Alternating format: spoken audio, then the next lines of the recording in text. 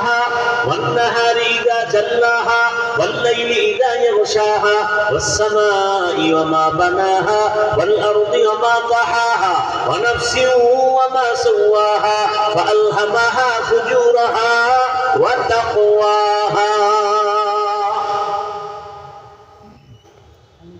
আল্লাহ তাআলা আসমানের কসম করলেন, সূর্যের কসম, সূর্যের আলোর কসম, রাতের কসম, রাতের অন্ধকারের কসম। এতগুলো কসম কেটে আল্লাহ বলেন ফাআলহামাহা ফুজুরাহা ওয়া তাকওয়াহা, মানুষের ভেতরে ইচ্ছা শক্তি আমি দিলাম। এই ইচ্ছা শক্তির দ্বারা বান্দা চাইলে নেক করতে পারে, গুনাহও করতে পারে।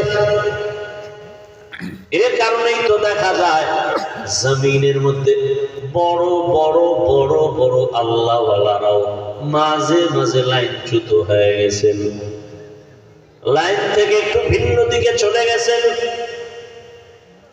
ইতিহাস জগৎ বিখ্যাত একজন ওলিয়ে কামেল শায়েখ শিবলি রহমতুল্লাহ আলাইহি, জগৎ বিখ্যাত একজন ওলিয়ে কামেল জুনায়েদ বাগদাদী রহমতুল্লাহ আলাইহি,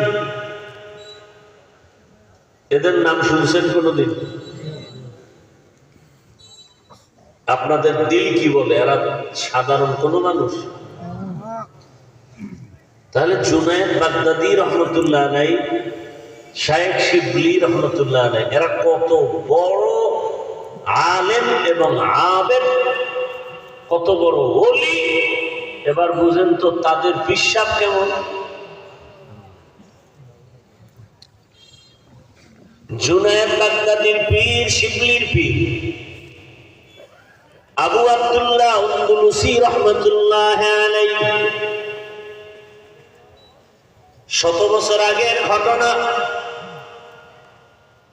সেই সময় ইরাকের জমিনে তার মুরিদের সংখ্যা 40,000, আর সে জুনায়েদের পীর আবু আব্দুল্লাহ 30,000 হাদিস সনদ সহ মুখস্থ। ঘটনা আছে, বলবো না। এই আল্লাহর বান্দাও এক পর্যায়ে হঠাৎ লাইনচ্যুত হয়ে গেছে, চোখের নজর একটু উল্টা পাল্টা হয়ে গেছিল। ওসমান রাদিয়াল্লাহু তাআলা আনহু মসজিদের মধ্যে বয়ান করতেছে, হঠাৎ একজন সাহাবী বাজার থেকে সে মজলিসে ঢুকছেন বয়ান শুনতে।